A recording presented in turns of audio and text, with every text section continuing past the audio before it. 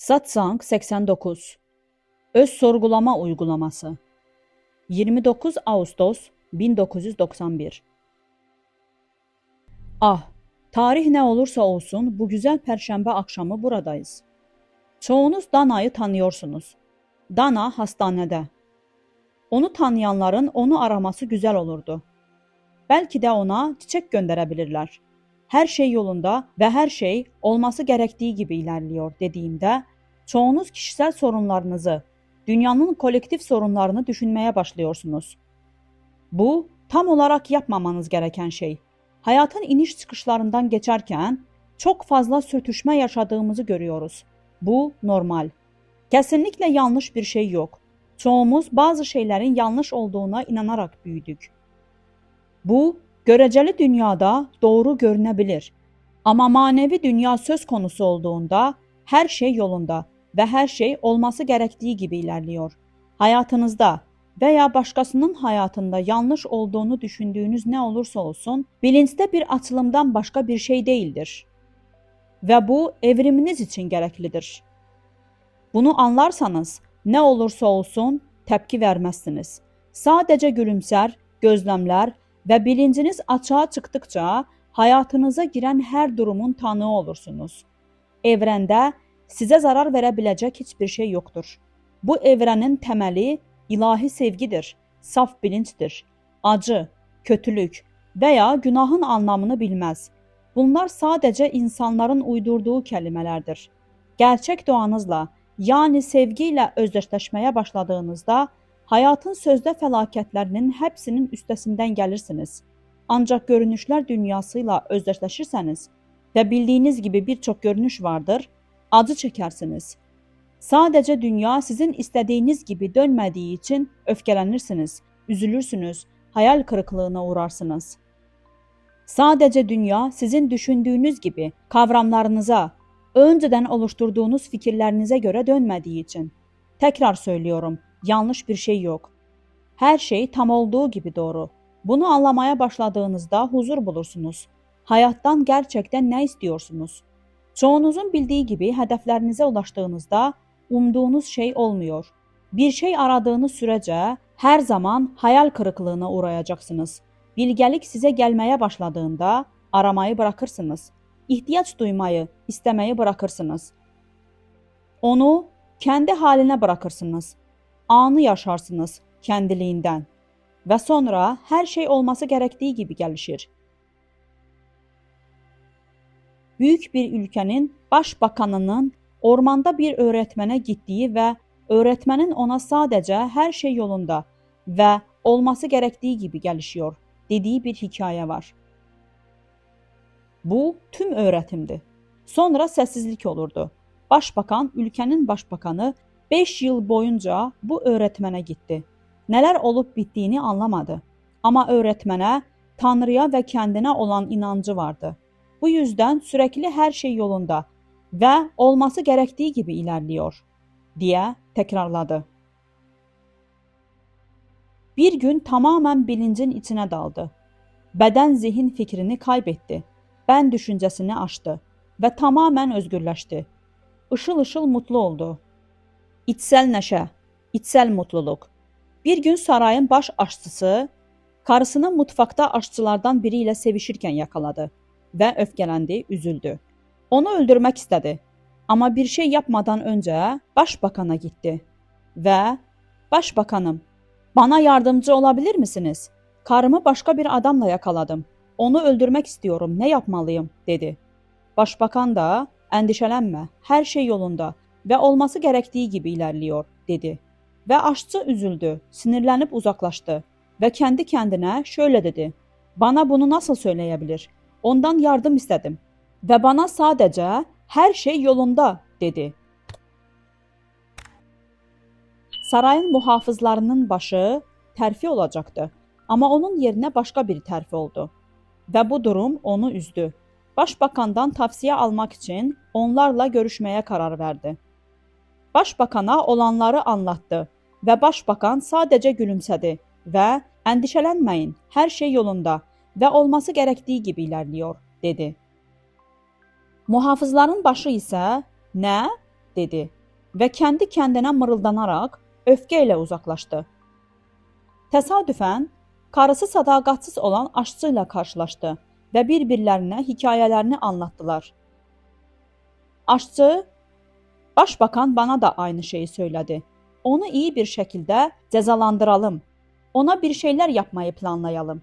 Nə yapabiliriz? Təsadüfən kraliyyət bərbər dükkanının önündən geçdilər və kral kraliyyət tıraşı oluyordu. Bərbər usturayla kaydı və kralın boynunu kəsdi. Hər yer kan içində idi. Koşaraq içəri girdilər və kralın boynunu sarmaya yardım etdilər.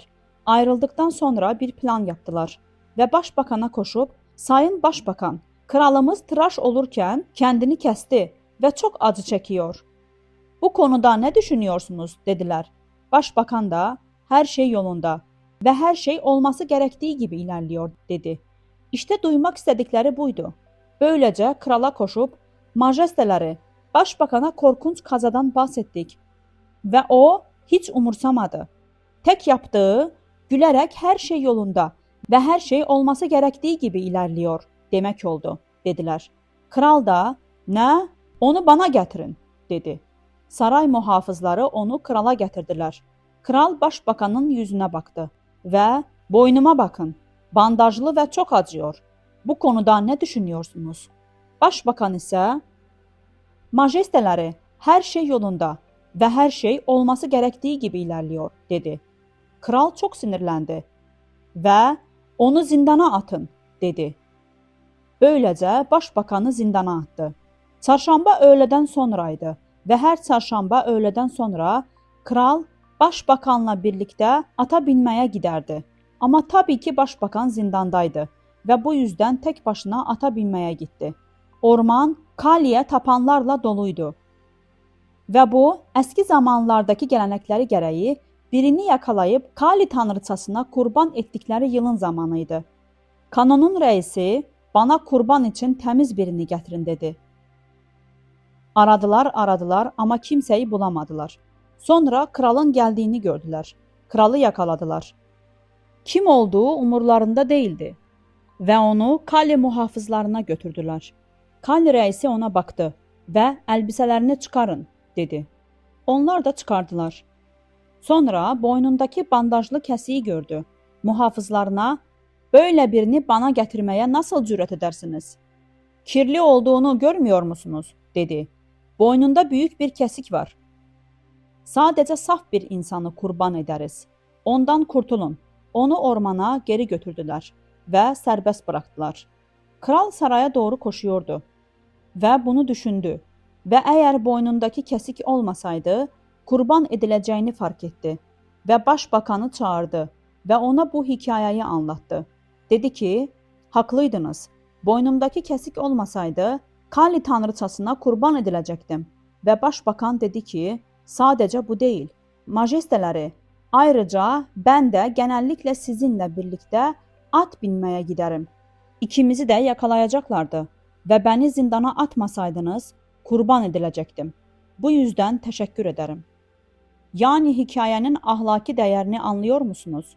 Her şey nasıl görünürse görünsün, her şey nasıl ortaya çıkarsa çıksın, bu dünyadaki her durumun bir başlangıcı, bir ortası ve bir sonu vardır. Ve her şey yolundadır. Ve her şey olması gerektiği gibi gelişir. Hayatınıza bakın. Doğru durum olduğuna inanmadığınız için duruma müdahale ettiğiniz tüm zamanlara bakın. Ve kendiniz için ve ilgili herkes için sorunlara neden oldunuz. Her şey her zaman yoluna girecektir. Hata yoktur. Bunu hissetmelisiniz. Kendinize ve var olan güçlere inanmalısınız. Bu dünyada çalışırken olaylara tepki vermeyin. Çünkü sadece hikayenin bir kısmını görüyorsunuz. Size verdiğim anahtar deliği örneğine benziyor. Bir kişi anahtar deliğinden bakar ve resmin bir kısmını görür. Birinin başka birini bıçakla bıçakladığını görür ve bu korkunç, çok kötü. Ama kapıyı açtığını ve resmin tamamını gördüğünü hayal edelim. Muhtemelen önceki bir hayatta bıçaklanan adamın kendisini bıçaklayanı bıçakladığını göreceklerdir. Ve şimdi bu hayatta aynı şey onun başına geliyor. Ve daha da baktığında bıçaklanan ve bıçaklayanın ikisinin de güldüğünü görecekler. Çünkü gerçekte onlara hiçbir şey olmamıştır. Yani görüyorsunuz, her zaman kısmi bir resim elde ederiz. Asla gerçeğin tamamını elde edemeyiz. İşte bu yüzden tepki vermememiz söyleniyor. İşte bu yüzden bir durumla karşılaştığımızda tepki vermeyerek bilgelik noktasından hareket etmemiz söyleniyor. Yine de bedeniniz bir şeyler yapacaktır. Tepki vermemek derken zihinsel olarak tepki vermemeyi kastediyorum. Öncelikle zihinsel olarak tepki vermezseniz ve kendinizle barışık olursanız, bedeniniz o durumu aşmak için doğru yolu izleyecektir ve bir daha o durumdan geçmek zorunda kalmayacaksınız. Ama diyelim ki bir tepki verdiniz ve istediğinizi elde edip kazandınız. Durum ne olursa olsun, bu basitçe karmayı bir süreliğine askıya aldığınız anlamına gelir. Sonuçlar henüz sizi etkilemedi. Onları bir süreliğine durdurdunuz. Ama karma yasasına göre bir zamanlar bunu yaşamak zorunda kalacaksınız. Zihinsel olarak tepki vermezsiniz. İlahi doğru eylem gerçekleşecek ve siz aşacaksınız. Ve bu deneyimi yaşamak zorunda kalmayacaksınız. Dünyada yaşamanın yolu budur. Soru şu: dünya sizin gerçek eviniz mi? Bu dünyayla ne alakanız var? Evrimleştikçe, açığa çıktıkça bir ruh olduğunuzu görmeye başlarsınız. Bir beden değilsiniz, bir zihin değilsiniz ve yapan da değilsiniz. Ruh derken gerçek doğanızın bilinç, mutlak gerçeklik, saf farkındalık olduğunu kastediyorum. Gerçekten bu dünyadan değilsiniz. Ancak bu farkındalık yalnızca çalışmayı yaptığınızda gelir. Çalışmayı yapmak derken şefkat ve alçak gönüllülük geliştirdiğinizde kastediyorum. Duygularınız artık incinmez. Nerede yaşadığınızın, nerede olduğunuzun veya hayatınızda şu anda neler olup bittiğinin hiçbir önemi yok. Bunun sadece bir süreliğine olduğunu anlıyorsunuz ve bu da gerçek. Bu yüzden tepki vermiyorsunuz. Ve şehvet ve alçak gönüllülüğün ötesine geçtiniz. Bu bir ölçüde başarıldığında muazzam bir mutluluk, muazzam bir huzur hissetmeye başladığınızı fark ediyorsunuz. İşte o zaman öz sorgulamaya başlayabilirsiniz. Size söylediğim her şey öz sorgulama pratiğine, atma viçaraya yol açtı.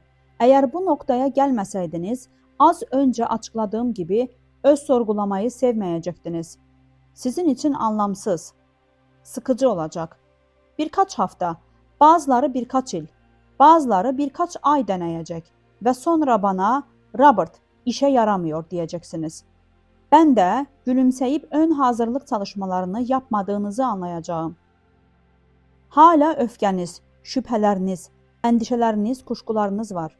Dünyanın şeyleri hala sizi rahatsız ediyor. Bazen şiddete başvurarak tepki veriyorsunuz. Bu nedenle öz sorgulama yapamazsınız. Hoşunuza gitmeyecek, keyif almayacaksınız. Ama hazırsanız teslim olabilirsiniz. Benliğe, Tanrı'ya teslim olabilirsiniz. Öfkenizi, şüphelerinizi, depresyonunuzu, endişelerinizi, alçak gönüllülüğünüzü, şehvetinizi Tanrı'ya, benliğe bırakabilirsiniz. Gerçek benliğe bırakabilirsiniz. Hepsini Tanrı'ya verebilirsiniz. Ama bu da yapılması en kolay şey değil. Çünkü bu yapanın siz olmadığınız sonucuna vardığınız anlamına gelir. Karma tarafından manipüle edilen bir kukla gibisiniz. Bu yüzden her şeyi Tanrı'ya bırakıyorsunuz. Karmanızı, günahlarınızı, geçmiş hatalarınızı, her şeyi teslim ediyorsunuz. Her şeyden vazgeçiyorsunuz. Sonra daha huzurlu olmaya başladığınızı fark ediyorsunuz ve kişisel beninizi aramaya başlıyorsunuz. Ben beden değilim. Ben zihin değilim. Ben deneyimlerim değilim. O zaman ben kimim? Ben kimim? Ben diye adlandırılan bu kişi kim? Ben miyim? Ayağımdan, göğsümden, elimden bahsettiğim ben kim? Kime atıfta bulunuyorum diye hissetmeye başlıyorsunuz. Kendinizi sorgulamaya başlıyorsunuz. Unutmayın, bu ancak kendinizle barışık olduğunuzda yapılabilir. Benin kaynağı nedir? İçinize bakmaya başlıyorsunuz. Sessizlikte anlar geçiriyorsunuz. Başlangıçta ben kimim sorusunu sorduğunuzda derin bir sessizlik olur. Sadece birkaç saniye sürer. Amma sorğulama davam etdikcə hər "mən kimim" sorusu arasındakı boşluq gidərək büyüyor və səssizlikdə daha uzun sürə kalıyorsunuz. Bu səssizlik sizin gerçək doğanızdır. Səssizlik bilinçdir. Ben çözüldüğündə Sat-Çit Ananda, Brahman, Nirvana, boşluq olursunuz və mutlu olursunuz. Killər geçərkən nə hiss edərsəniz, nə görürsəniz, duyularınız sizə nə söylərsə söyləsin, bu kimə gəliyor deyə sorgularsınız. Hər zaman sorguluyorsunuz. Pazar günü də belirtdiyim gibi öz sorgulama meditasyon değildir. İstediğiniz takdirdə kil çalışması sırasında belirli zamanlarda oturup öz sorgulama yapabilirsiniz. Meditasyon yapmıyorsunuz, sorguluyorsunuz. Ben düşüncesini kaynağa kadar takip ediyorsunuz. Sonuç aramıyorsunuz. Bunu yapamayacağınızı fark edersiniz. Gözlemci olmayı uygulayın. Gün boyunca yaşadığınız her şeyi gözlemleyin, tanık olun, izleyin ve siz tepki vermezsiniz. O zaman öz sorgulama kendiliğinden gelecektir. İçinizde bir şey açılacak ve gözlemci kim, tanık kim diye soracaksınız. Ve bir şey ben diyecek. Ve ben Tanrı'nın ilk ismidir. Bu yüzden meditasyonu değiştirecek ve nefesinizle ben meditasyonunu yapacaksınız. Nefes alırken ben diyeceksiniz. Nefes verirken varım diyeceksiniz. Öz sorgulamayı ben varım meditasyonuyla karıştırmak sorun değildir. Yeter ki her zaman bir şeyler yapın. İşte mesele bu. Her zaman bir şeyler yapın. Sözde sorunlarınıza odaklanmayın. Eğer manevi bir şey yapıyorsanız, sorunlarınız her zaman kendiliğinden çözülecektir. Çözülecekler. Her zaman kendiliğinden çözülecekler. Siz manevi olmaya devam edin. Her zaman uyandığınızda başlayacaksınız. Uzun süre beklerseniz unutacak ve günlük işlerinize devam edeceksiniz. Ama uyandıktan sonra manevi bir şey yaparsanız bunu kil üzerinde çalışırken ve uykuya dalmadan önce de sürdüreceksiniz. Kendinizi her zaman manevi tutun. Uyandığınızda hemen kendinize şu soruyu sorabilirsiniz. Ben kimim? Ben nereden geldi?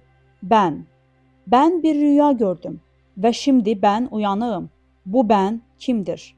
Ben derin bir uyku uyudu, rüya gördü ve şimdi uyanık. Bu ilginç ve soruyorsunuz.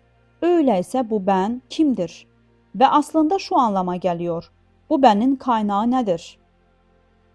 Her zaman duraklıyorsunuz ve soruyu asla cevaplamadığınızı hatırlıyorsunuz. Kendinize benin kaynağı nedir diye sorduğunuzda ve sessizlikte dinlendiğinizde düşünceler size gelmeye başlayacak. Öyleyse soruyorsunuz. Bu düşünceler kime geliyor? İşe geç kaldığınızı ve kalkıp giyinmeniz gerektiğini fark ederseniz veya her ne yapıyorsanız onu yapmanız gerekiyorsa, gecikerken kendinizi öz sorgulama pratiği yapmaya zorlamayın. Giyinin. Giyinirken kendinize sorun. Kim giyiniyor? Ben. Ben kimim? Kahvaltınızı yaparken de bunu sürdürün. Kim yiyor? Ben. Peki bu ben kimdir? Ve bunu devam ettirin, devam ettirin, devam ettirin. Başlangıçta unutacaksınız. Ama ivmeyi kurdukça hatırlayacaksınız. Ve giderek daha çok hatırlayacaksınız. Kil boyunca öz sorgulamayı sürdürün. Teslim olun. Her ikisini de aynı anda yapabilirsiniz. Hoşunuza gitmeyen bir şeyle karşılaştığınızda bu kime geliyor diyebilirsiniz. Ve ayrıca şöyle de diyebilirsiniz. Bunu benden al Tanrım. Al bu yükü. Al Tanrım, bu yükü al. Sonra da sorabilirsiniz. Yükü Tanrı'ya kim verdi? Ben verdim. Ben kimim? Her zaman aynı şeye geri döner. İşte prosedür bu. Özgür olmak istiyorsanız yapmanız gerekenler bunlar. Hayatınızı neden boşa harcıyorsunuz? İhtiyaç duyduğunuzu düşündüğünüz şeyler bir anda yok olacak. Vücudunuzda ne kadar zamanınız kaldığını bilmiyorsunuz. Ve eğer aklınızı kaybetmediyseniz, bedeninizi bıraktığınızda gerçekten nereye gideceğinizi veya sizi neyin beklediğini bilmiyorsunuz. Eğer öz sorgulama pratiği yaparsanız, teslimiyet pratiği yaparsanız, zihninizi kaynağa odaklarsanız güvende olacaksınız. və bədəninizi tərk etdiyinizdə başınıza gələ biləcək ən kötü şey gerçəkdən ruhani əbəveynlərə, uzun zamandır yolda olan əbəveynlərə reinkarnə olmanızdır. Bu da sizə erkən yaşda özgürləşmə fırsatı verəcəkdir. Peki, hayatınızda nə istiyorsunuz? Bugün var olan, yarın yok olacak maddi şeylerin peşinden mi koşmak istiyorsunuz? Yoksa özgür olmak mı istiyorsunuz? Seçim sizin. Herhangi bir sorunuz varsa çekinmeden sorun.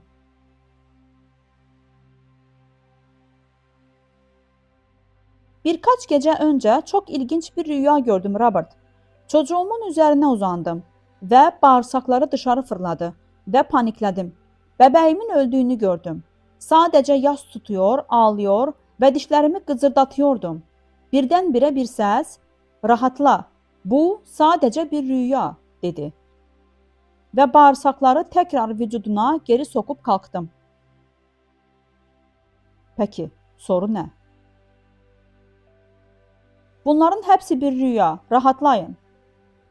Güzel, görünen her şey gerçekten yok. Eğer bu işlemlerden ve kendiniz üzerinde yapmanız gereken tüm çalışmalardan geçmeden uyanabiliyorsanız, o zaman uyanmamanın sebebi dünyaya bağlı olmanızdır. Kişiye, yere ve şeye bağlısınız. Uyanmamanın tek sebebi budur. Başka bir deyişle dünyadan zevk alıyorsunuz ve dünyadan zevk aldığınız sürece asla uyanamayacaksınız.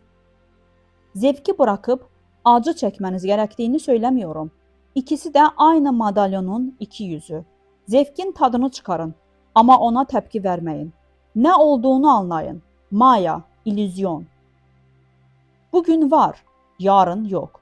Bu nedenle artık zihinsel olarak bağlı olmadığınız zaman özgür olursunuz. Eve de onun gibi uzanıp bu bir rüya deme deneyimini yaşamıştı. Hafta boyunca çok fazla öz sorgulama yaptığımda rüya görme olasılığım daha yüksek oluyor.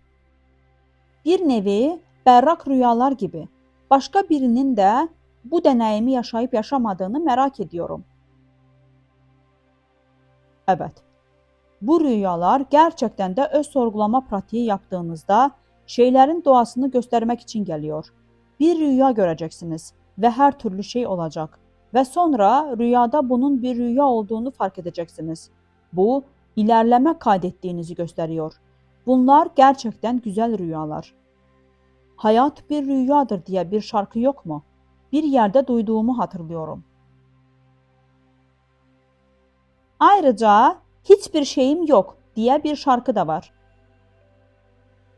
Robert, birkaç hafta önce yaşayan bir gurunun gerekliliğinden bahsediyordunuz ve kendi özel durumunuzda öğretmeninizle kaç yıl geçirdiğinizi merak ediyorum. Hiçbir öğretmenle uzun bir süre birlikte olmadım. Kendi kişisel deneyimimi yaşadığımda ne yaşadığımı gözlemlemek ve doğrulamak için birçok öğretmene gittim. Yani bir anlamda deneyiminiz kendi kendine mi ortaya çıktı? Evet, böyle söyleyebilirsiniz. Ama o zamanlar çok gençtim ve çıldıracağımı düşünüyordum.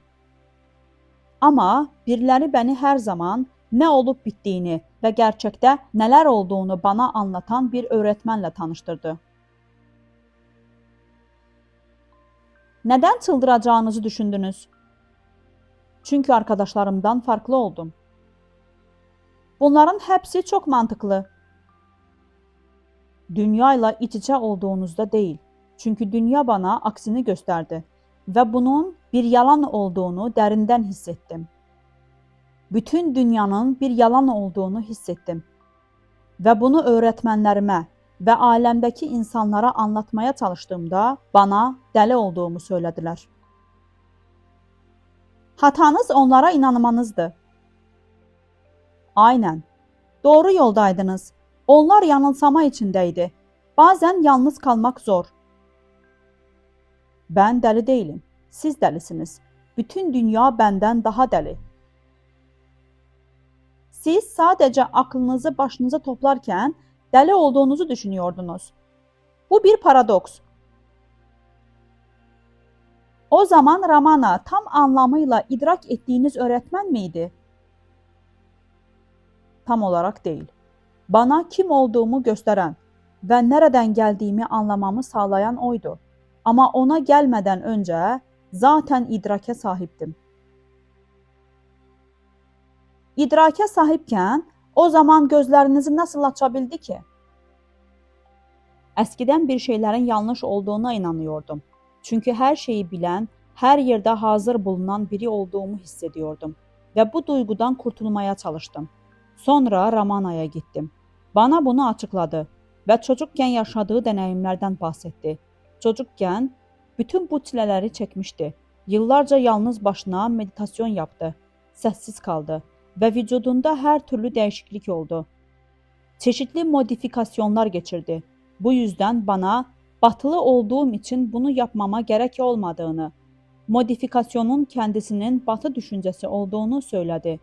Yani başka bir şeyden geçmeme gerek yoktu. Robert, gün içinde kaygı veya öz eleştiri duygusu hissediyorum ve bunu zihnimde size teslim ediyorum. Bununla ne yapacaksınız? Benim onunla ne yaptığımı boş verin.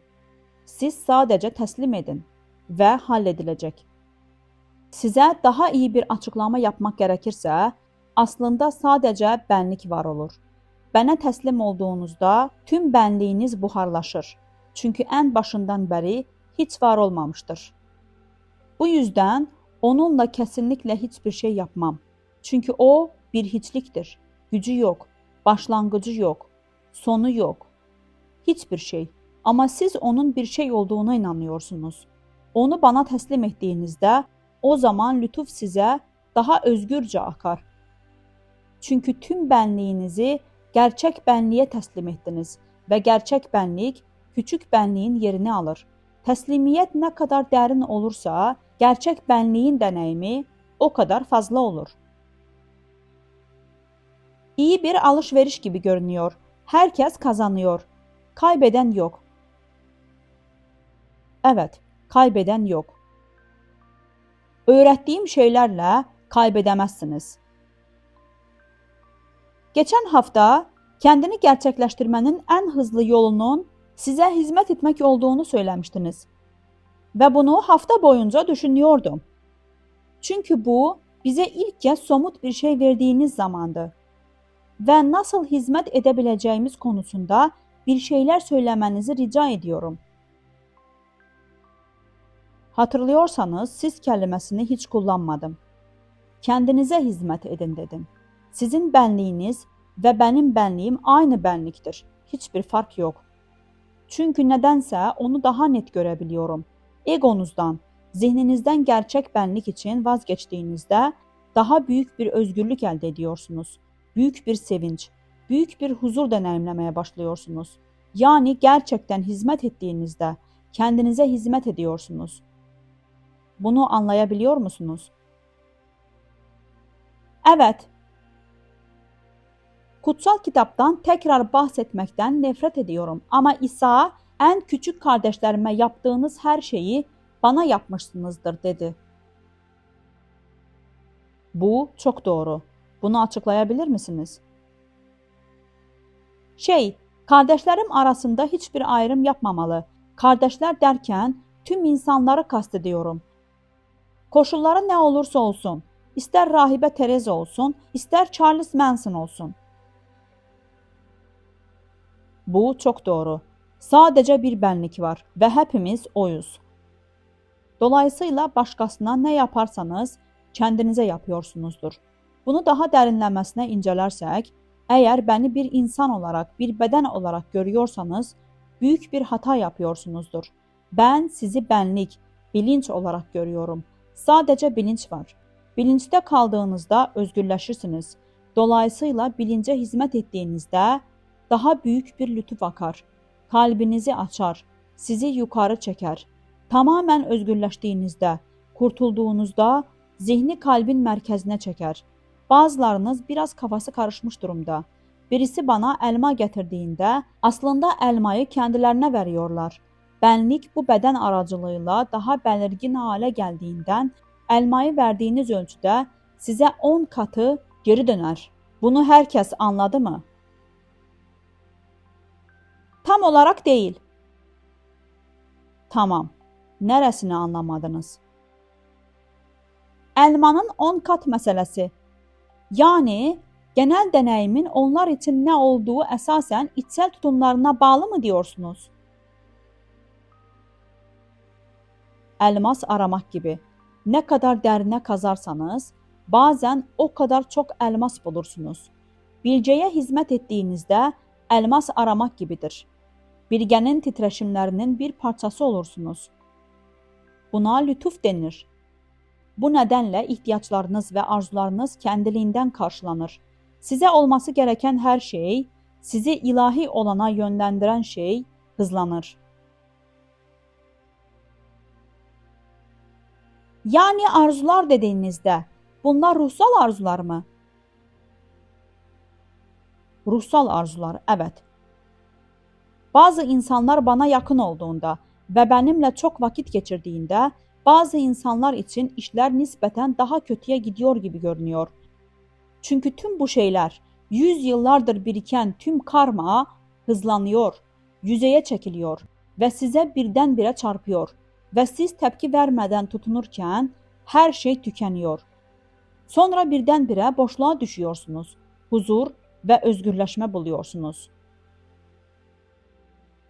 Robert, bahsettiğiniz bu tepkisizlik, Dana'nın hastaneye gitmesiyle ilgili bahsettiğiniz şey, biri hastalandığında doğal tepki iyileşmek istemektir. Aslında Ramana'nın kendisinin de söylediği bir şeyi okudum. Sağlık en başından beri varoluşun doğal halidir. Bu yüzden hastalığa karşı iyileşme arzusuyla tepki vermek doğal bir tepki gibi görünüyor. Bunu biraz açıklayabilir misiniz? Evet. İyileşme arzusu birinin iyileşmesi gerektiği varsayımına dayanır. Ama gerçekte kimse hasta olmadı. Dolayısıyla iyileştirilecek kimse yok. Eğer hastalık gerçek olsaydı, zamanınızı birini veya kendinizi iyileştirmeye çalışarak geçirirdiniz. Hastalık kendi başına bir yanılsama olduğundan, birini iyileştirmeye çalışmak da bir yanılsamadır. Ve onlara yardım etmenin tek gerçek yolu kendiniz, özünüz olmaktır. Gerçeği görmektir. Ve gerçek şu ki her şey yolunda ve her şey olması gerektiği gibi gelişiyor. Dana bunu biliyor. Çok korkunç deneyimler yaşıyor ama bugün onunla telefonda konuştum ve gülüyordu. Uzun zamandır duyduğumdan daha mutluydu. Bana bunların hepsinin zaten var olmadığını ve bu yüzden umursamadığını söyledi. Bu konuda gerçekten iyi bir tavrı var. Gerçek gibi görünen her şey yanlıştır. Görünüşlere göre yargılamayın. Biz burada hasta insanları iyileştirmek için değiliz. Kimsenin asla hasta olmadığını ve kimsenin iyileşmeye ihtiyacı olmadığını anlamalıyız. İkisi de sahtekar.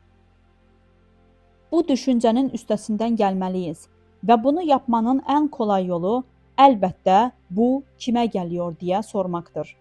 O zaman birinin hasta olduğuna ve birinin iyileştirilmesi gerektiğine inananın benlik düşüncesi olduğunu görmeye başlarsınız.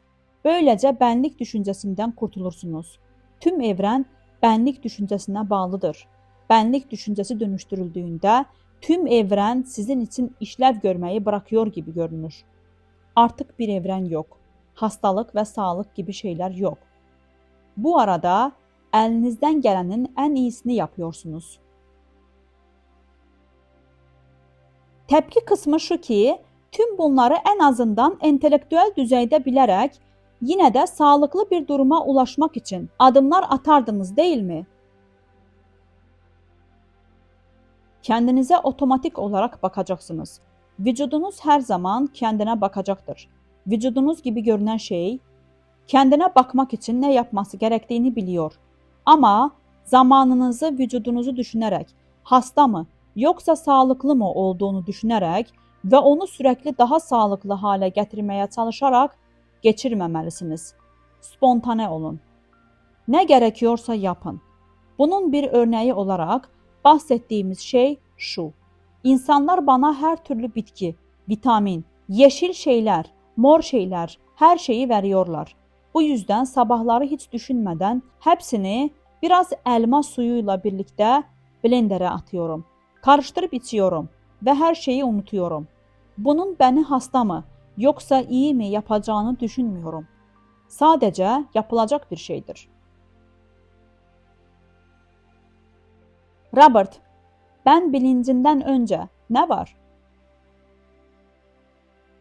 Ben bilinci, Tanrı'nın her şey olduğunu ve başka hiçbir şeyin olmadığını anlamanızı sağlamak içindir. Ben, bu soruda ulaşmak için bir süreç veya prosedürdür. Ama gerçeklik hiçliktir.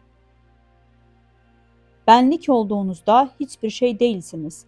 Ben bilinci yanılsamadan gelir ve ben bilincini gerçek benliğinize, her zaman olduğunuz birine geri dönmek için kullanıyorsunuz. Gerçekte ben bilinci yoktur. Hiç var olmadı.